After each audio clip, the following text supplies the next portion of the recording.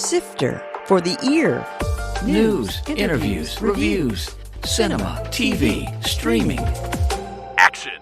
Hi, y'all. This is Jerry Williams, aka TV Jerry. Movieland is once again hosting its Summer Kids series through August 31st, featuring a different family classic every Wednesday at 11 a.m. All tickets are only $1.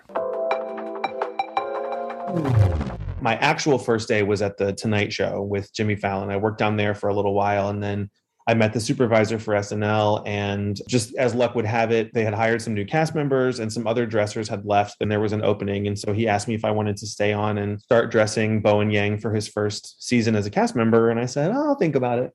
That was Chris Leary, a Norfolk native who attended VCU in theater before heading to New York, where he eventually landed a job as a dresser on Hamilton, then on Saturday Night Live. We talk about both gigs, including juicy stories, his crazy schedule, his drag persona, Tequila Mockingbird, and so much more.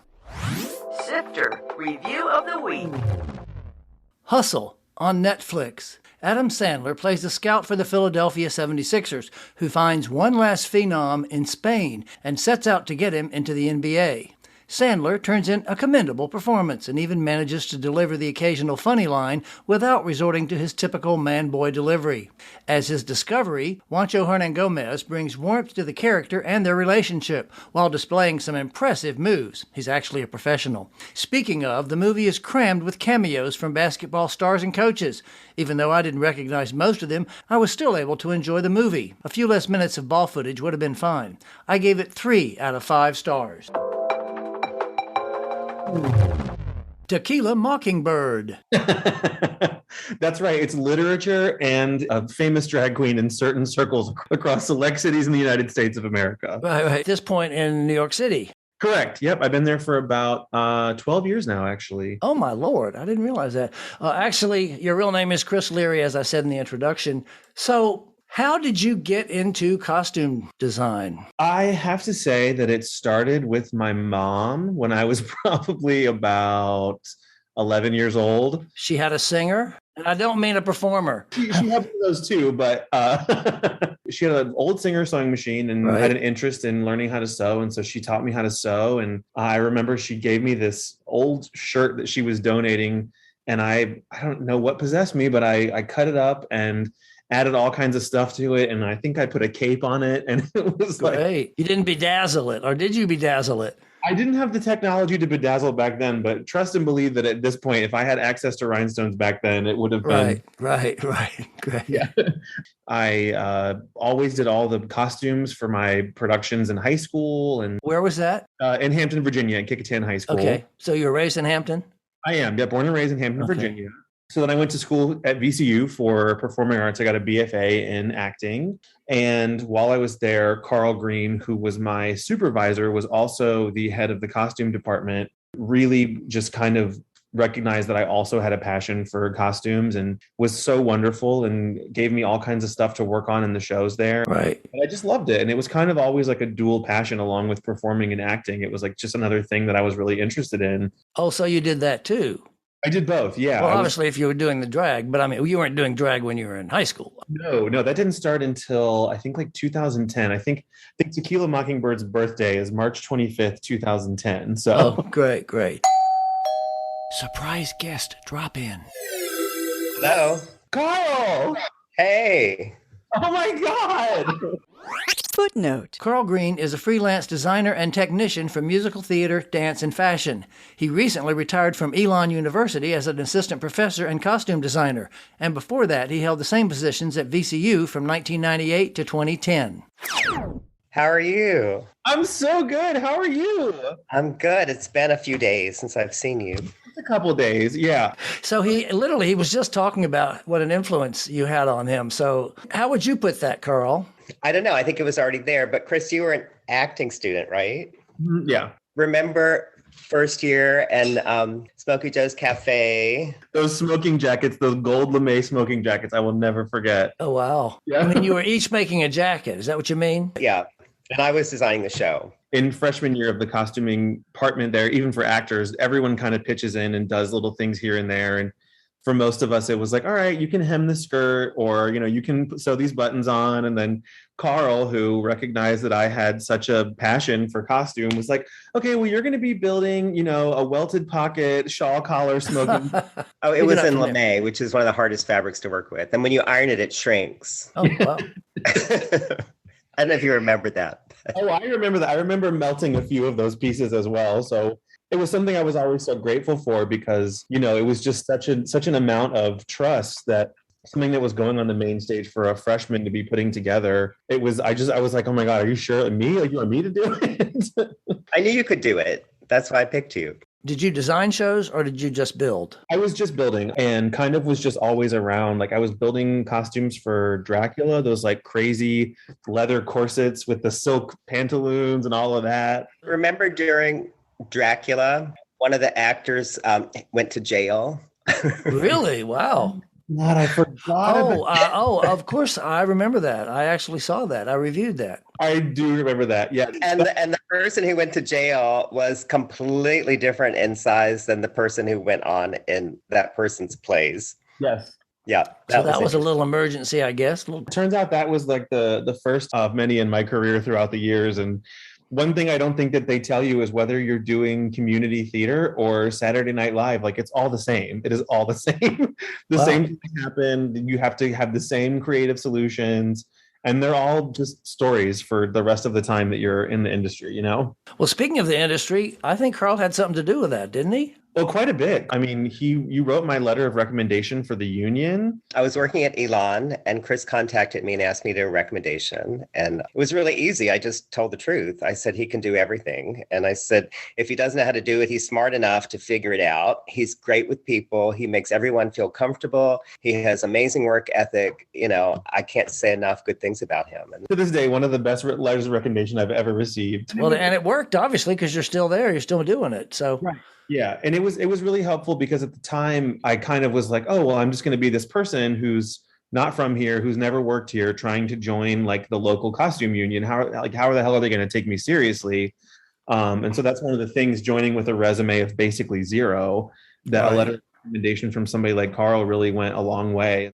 Carl, anything else you want to say before we let you back to your Sunday? No, I'm really proud of you, Chris.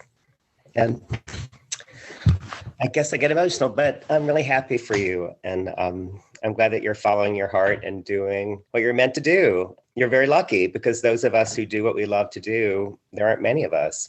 Yeah, so that's true. I agree. Sweetest, this was such a wonderful surprise. I can't believe that you're my special guest. I love it. Well, I'll come see you in New York. It was good to talk to you, Carl. Let's chat again in real life. Okay. All right. Okay. Bye-bye. Bye. It's kind of ironic that he hit right when you were talking about VCU. So one other question I did have about VCU, is there one thing that he taught you overall that you would say is kind of sticks out in your mind as, I still hear this when I go apply for a job, or when I go to do this, or when this goes wrong? One thing that Carl used to always say is like, life is too short to wear boring clothes. Yeah, great. And I do think about that a lot, because he was always such so put together in such a unique sense of style. And it was kind of this freeing concept of like, yeah, to work in this industry, like, you do kind of have to have a signature style, or like, you have to kind of stand out a little bit. And so he definitely encouraged me just personally to be like, oh, I mean, who says that I can't wear this? I want to, so I'm going to. I mean, I know we joked about those lame smoking jackets, but really, like, to this day, that's probably, in the 15 or so years I've been working professionally, that's probably one of the most difficult things I've ever made. And I was a freshman in college and had no idea what I was doing, Wow.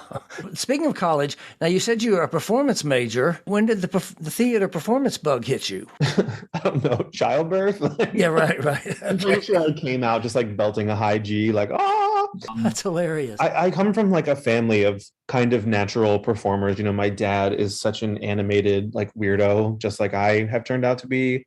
And my mom, like in high school, she was always involved in like the plays and everything. My grandmother on my mom's side was a singer in my great grandfather's band when she was growing up. Wow. My other grandmother is like a fantastic seamstress. And so like my sister was a dancer and a performer. So there's always just kind of been in our DNA, I think.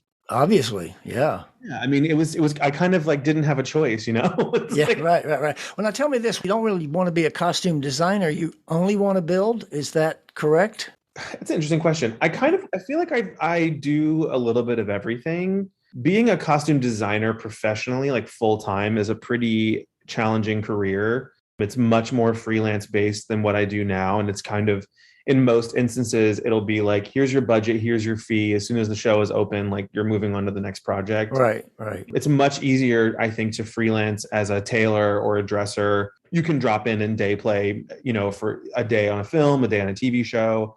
And really, what I'm doing at Saturday Night Live is kind of a really great mix of both, Right. because we do have costume designers there that most definitely have the vision and steer the ship and give the directives and all that. But a lot of time, there's just not time to dictate. So it'll be, here's a picture of a Disney princess. Here's 4 bags of fabric. Just make it look like the picture. Right. And a lot of that does really come down to kind of self-governing design work.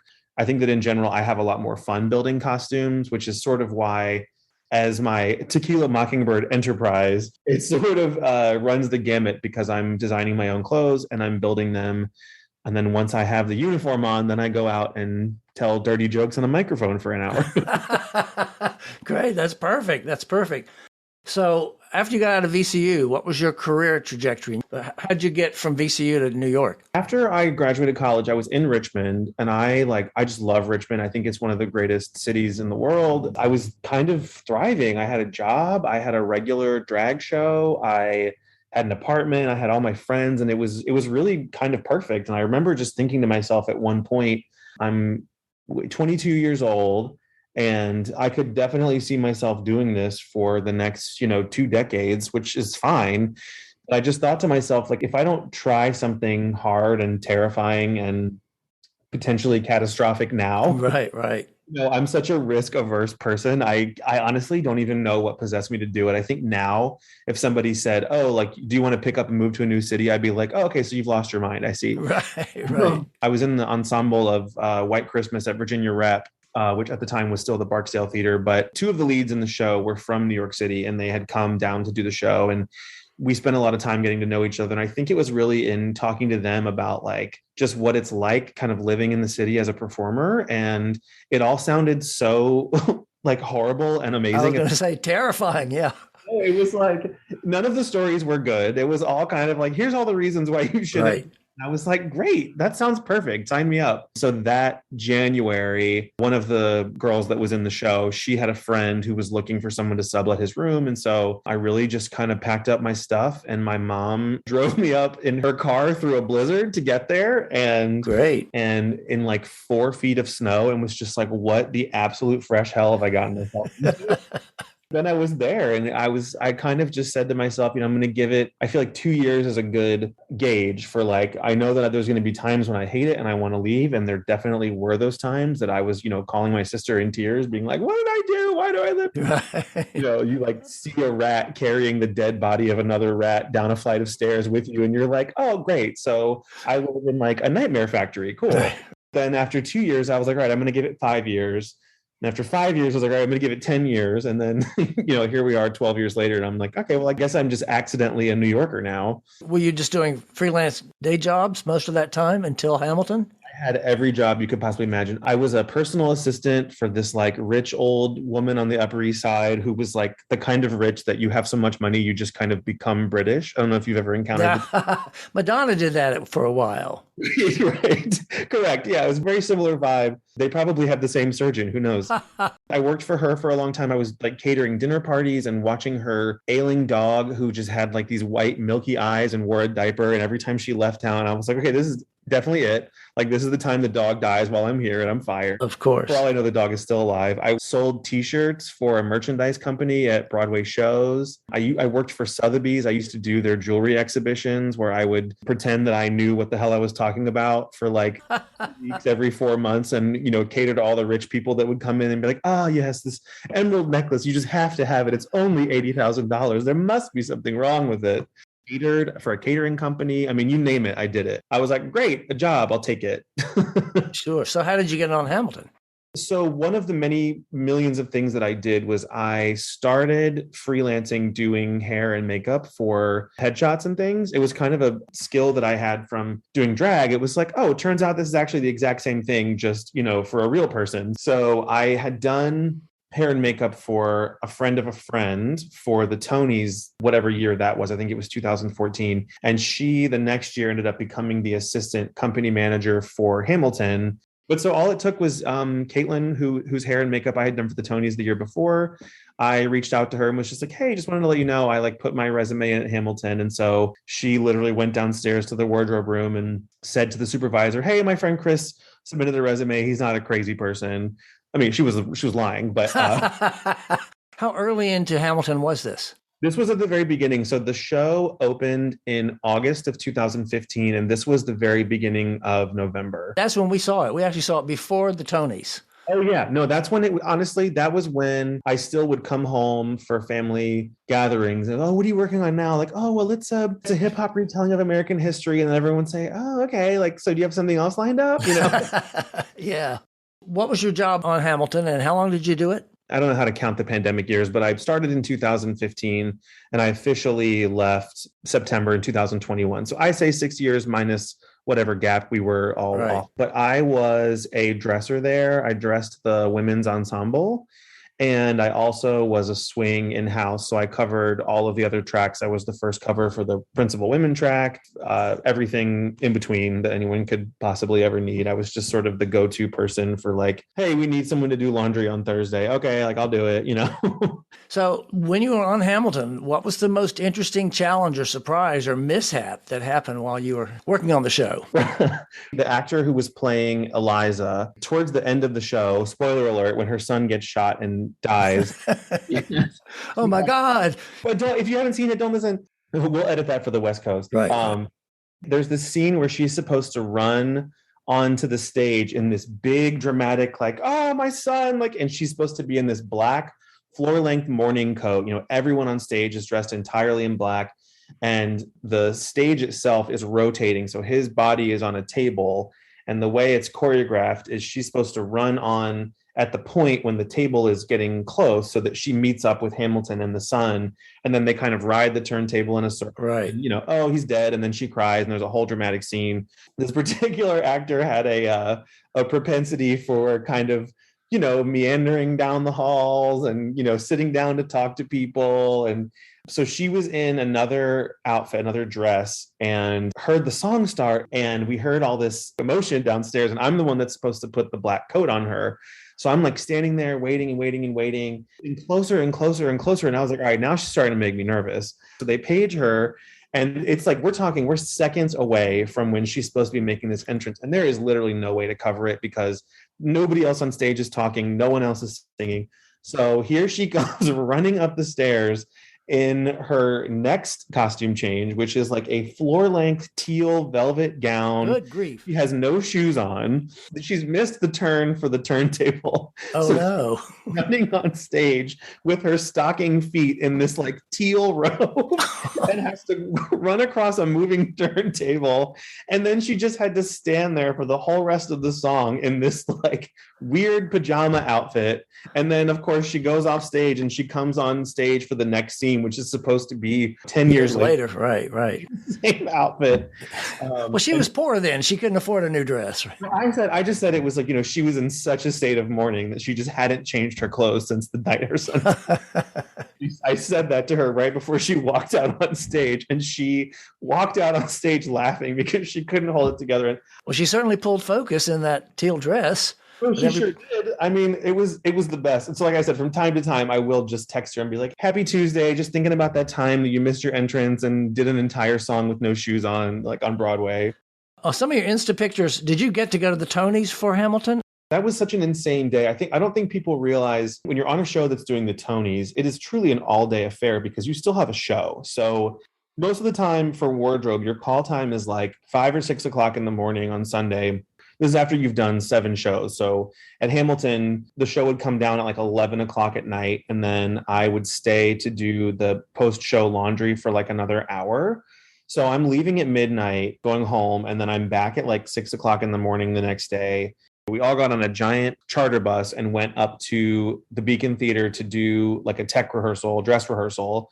So we basically do our entire Tony's performance in a set of costumes and then come back to the theater. Everything has to be washed and turned over for the actual matinee that takes place at 3:00. Wow. I remember going up and taking a nap in one of the boxes in the theater. I actually remember having this moment where I was just like, the theater was completely dark. It was just a ghost light on stage.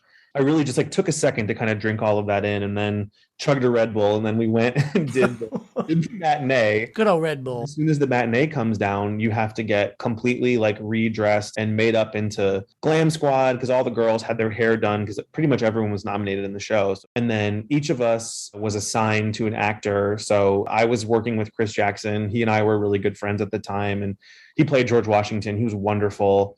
I say we were really good friends at the time. We're still good friends. I didn't mean that to sound a big falling out. Alert page 6. But I was kind of assigned to be with him to get him into his red carpet tux, back into his George Washington stuff, back into his red carpet things, because all the nominees had to be seated.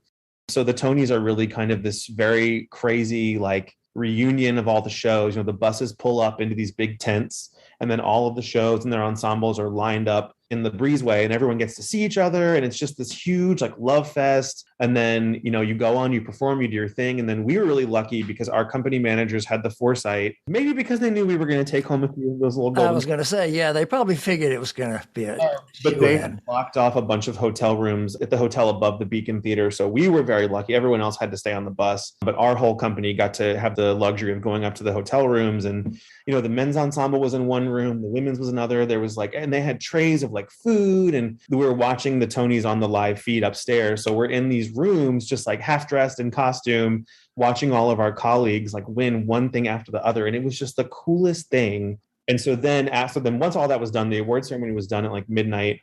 We had to go back to the theater to start washing all the clothes, because then that was 2 sets of clothing that had been worn that day. And then all of us got ready into our Sunday best. I was going to say, what were you wearing? I had a beautiful Dolce & Gabbana gold jacket that was on loan from a friend of mine.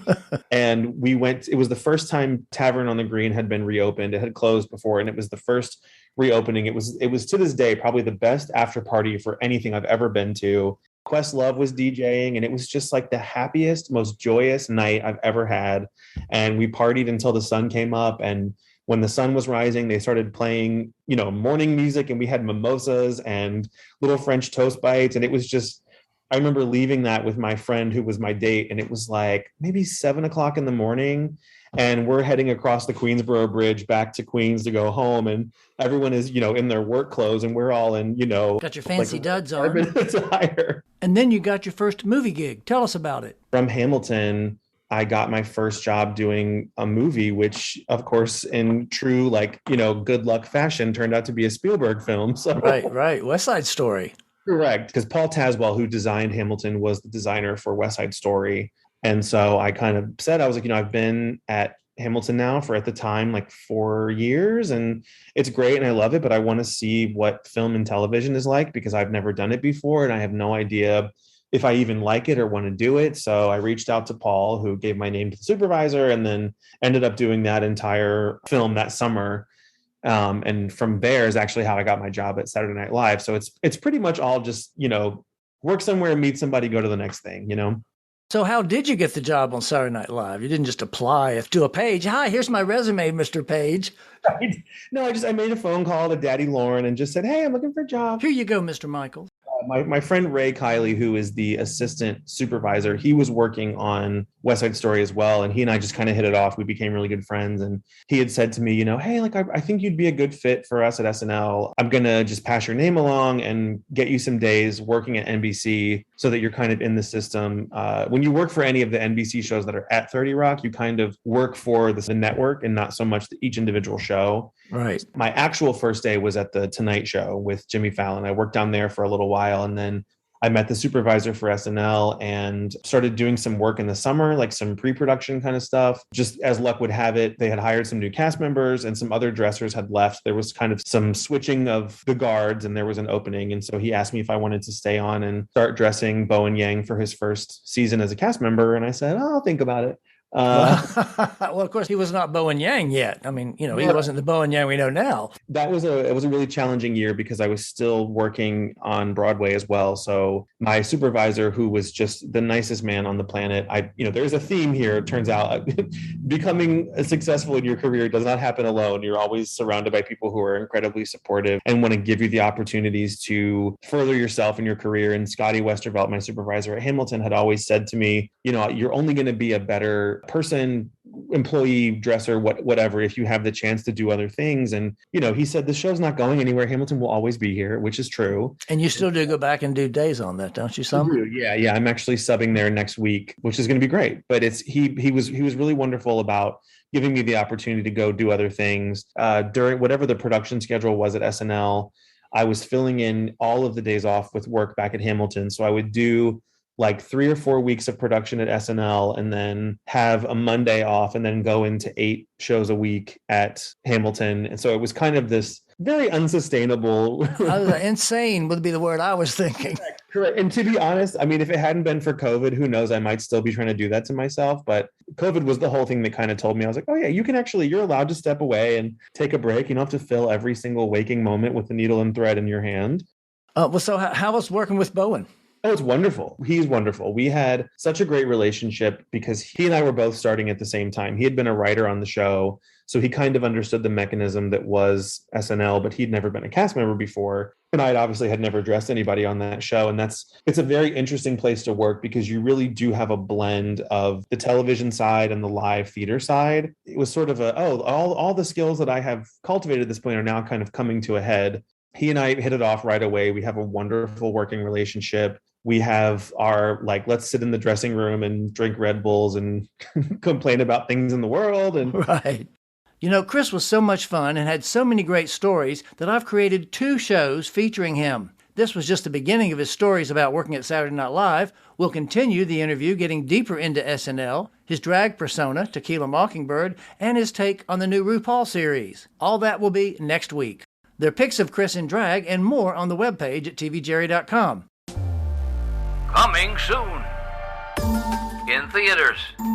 Minions, The Rise of Gru, the latest animation from the Minions world.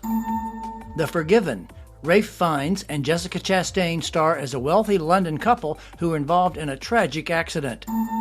Official Competition, Penelope Cruz and Antonio Banderas star as 2 egocentric actors who are brought together to star in a movie. Mr. Malcolm's List, this will surely be called Bridgerton on the big screen because it sure looks like that show. TV and streaming. The final 2 episodes from this season of Stranger Things on Netflix, and they'll run almost 4 hours. The Terminal List on Amazon stars Chris Pratt as a Navy SEAL on a one-man mission. The Princess on Hulu, Joey King plays a medieval princess who fights her way out of an arranged marriage. Would It Kill You to Laugh on Peacock, John Early and Kate Berlant star in this sketch comedy series. This is Jerry Williams. Thanks for listening. For more Sifter, including literally thousands of reviews, visit tvjerry.com. That's a wrap.